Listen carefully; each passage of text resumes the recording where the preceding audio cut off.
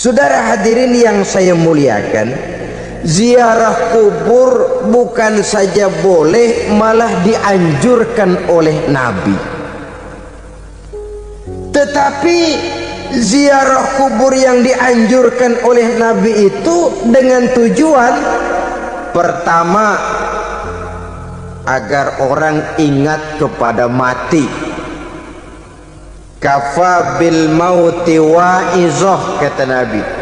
Cukup dengan mengingat mati menjadi pelajaran bagi kamu semua. Maka etikanya diajarkan, kalau saudara ziarah kubur sampai di depan pintu kubur itu kan, Assalamualaikum ya ahlal kubur wa inna insyaallahu bikum lahikun. Kami satu saat insya Allah pasti akan menyusul kamu. Kalau kamu sekarang berbaring di sini, satu saat kami akan berbaring di sini.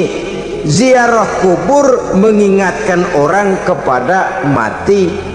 Orang yang ingat kepada mati, gaya hidupnya lain dengan orang yang tidak ingat mati. Nah, orang kalau nggak ingat mati, gaya hidupnya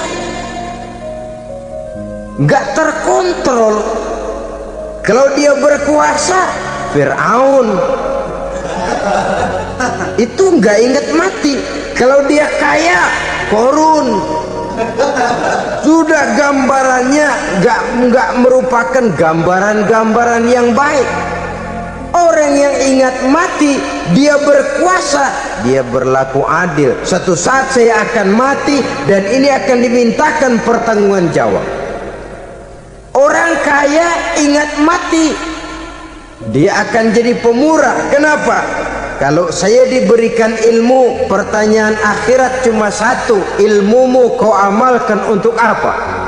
Kalau saya diberikan umur panjang, pertanyaan akhirat cuma satu, umurmu kau habiskan di mana? Tapi jikalau saya diberikan harta, pertanyaan akhirat ada dua, hartamu kau dapat dari mana, kau belanjakan kemana? Depannya ditanya, belakangnya ditanya.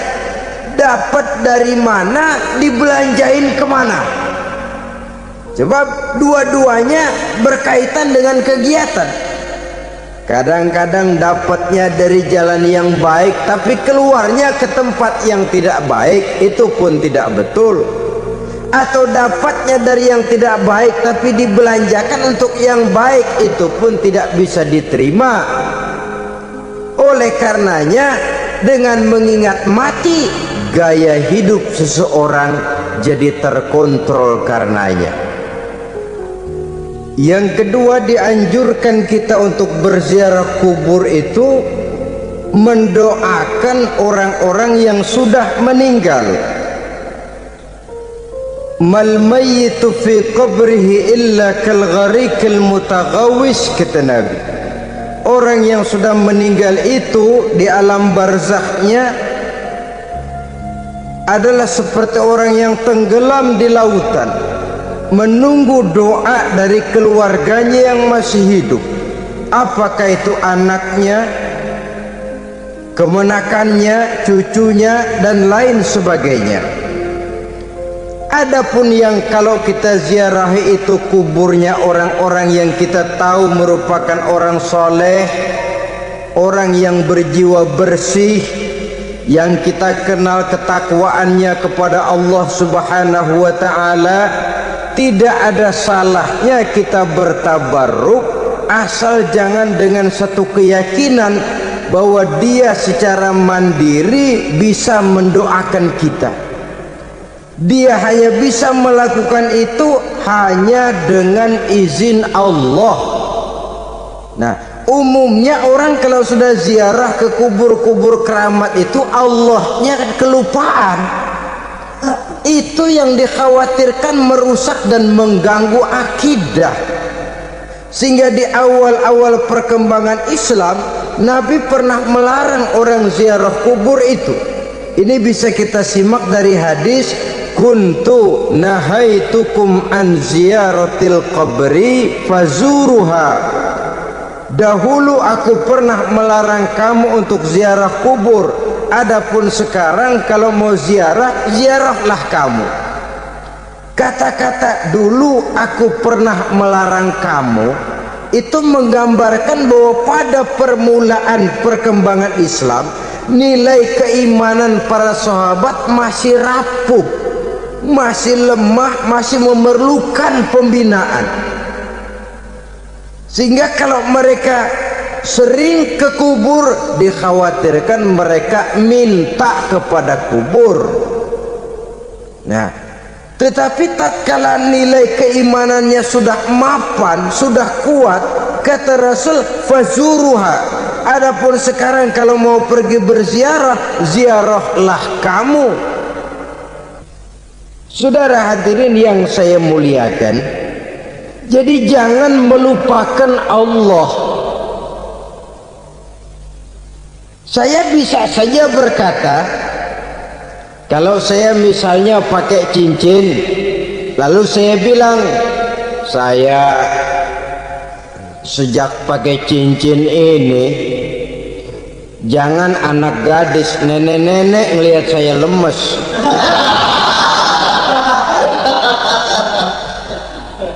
Atau sejak pakai cincin ini, dagangan laris bener. Cincin itu yang menggelincirkan akidah. Untuk tidak tergelincir, orang harus tidak melupakan Allah. Dia bisa berkata, alhamdulillah, Allah memberikan keistimewaan kepada batu cincin saya. Batu cincinnya tidak apa-apa, Allah yang memberikan keistimewaan. Ini dalam bentuk yang langsung. Dalam bentuk yang tidak langsung kita bisa lihat, misalnya kalau petani ditanya, ini bisa panen besar ini rahasianya apa, Pak? Oh, pupuk urea. Pupuk urea. Nah, Allah nomor 16.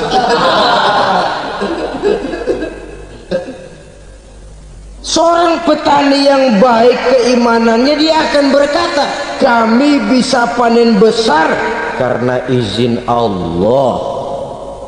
Lah, kalau pupuknya mah pakai pupuk urea, izin Allahnya dulu, baru kemudian pupuknya nyusul. Jadi sebenarnya bukan cuma pergi ke dukun yang bisa merusak keimanan, pergi ke dokter juga bisa loh merusak keimanan. Kalau berkeyakinan bahwa dokter itulah yang memberikan sembuh, kenapa akidah saudara tidak tergelincir karenanya?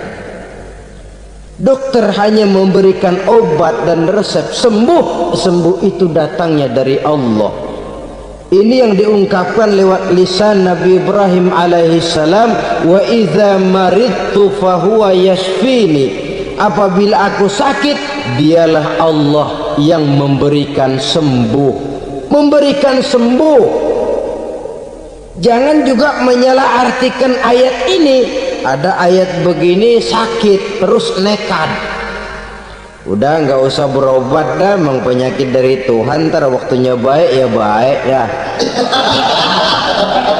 Udah ampeg terus dah. Orang yang berobat saja belum tentu sembuh, apalagi yang tidak berobat. Sama juga orang nggak sembahyang kita ajakin ngotot, lu juga yang sembahyang belum tentu masuk surga katanya. Lah yang sembahyang belum tentu masuk surga, bagaimana cengoran lu yang nggak sembahyang?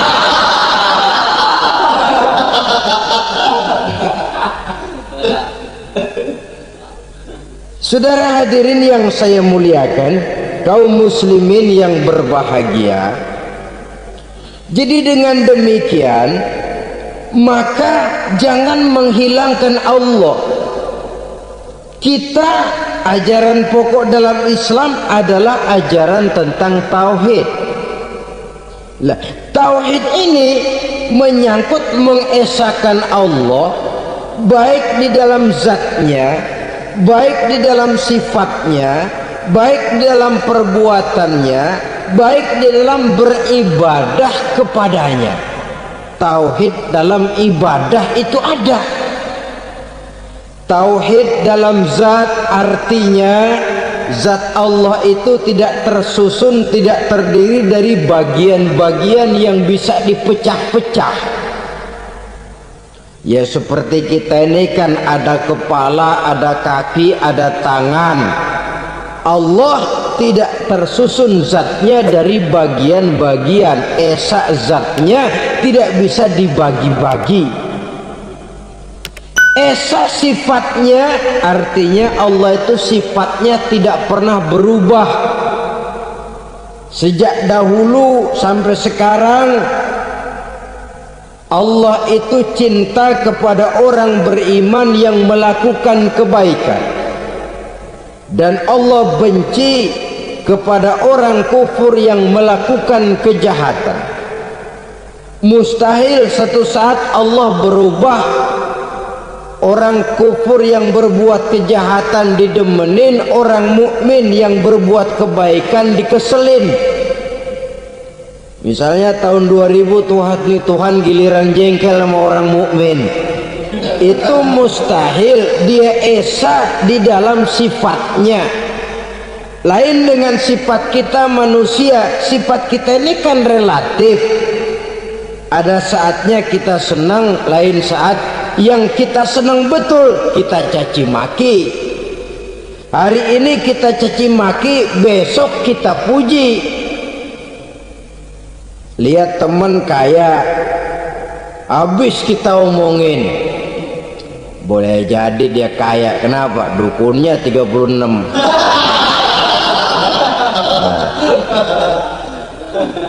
Begitu kita habis caci maki begitu, dia datang ngasih duit sama kita.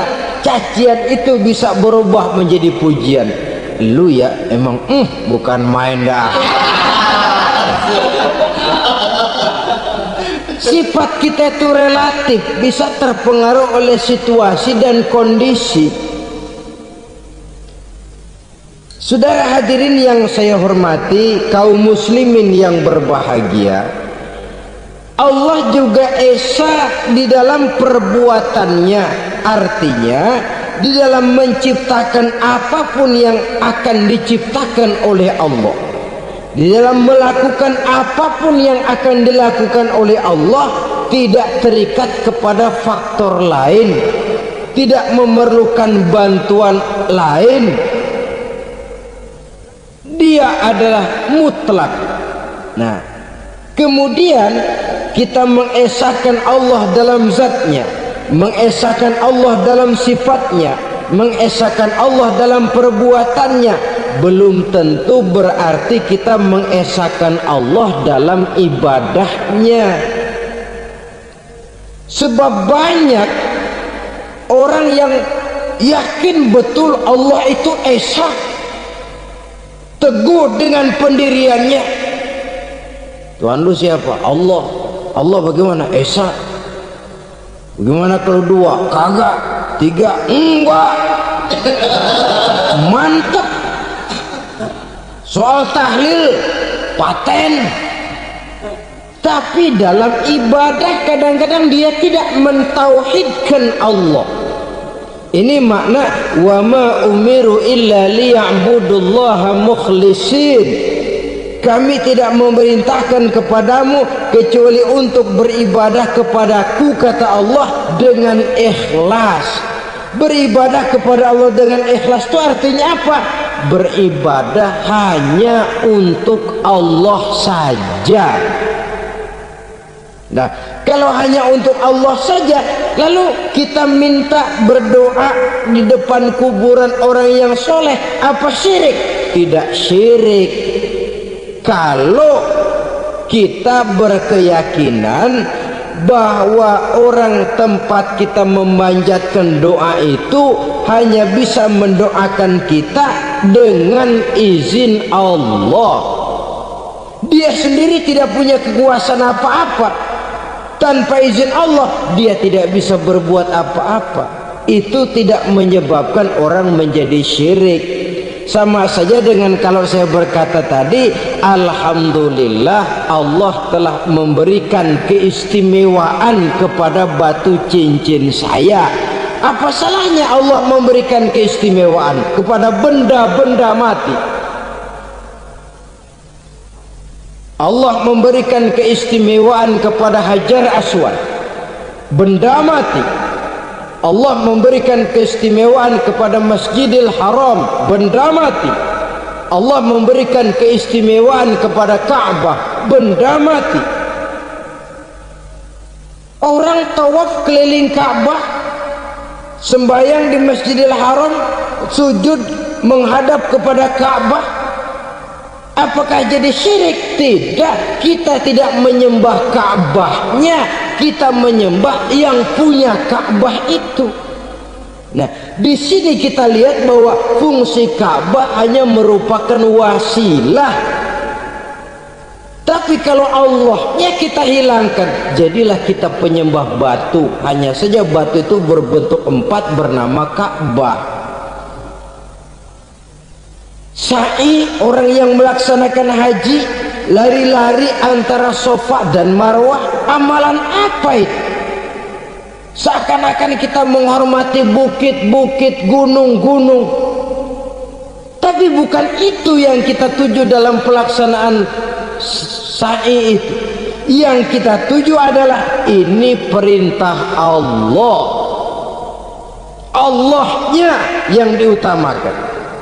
Maka hal semacam ini tidak menyebabkan orang menjadi syirik dan tergelincir dari tauhid. Tapi kalau ziarah kubur dengan niat cari buntutan, cari nomor yang cocok, ini niatnya saja sudah salah. Lah kalau berangkat dengan niat yang salah, sampai di sana saya yakin, seyakin-yakinnya amalannya pasti salah. Lah kubur yang diziarahin bukan kubur orang soleh, ya mana ada orang soleh ngasih kode buntut.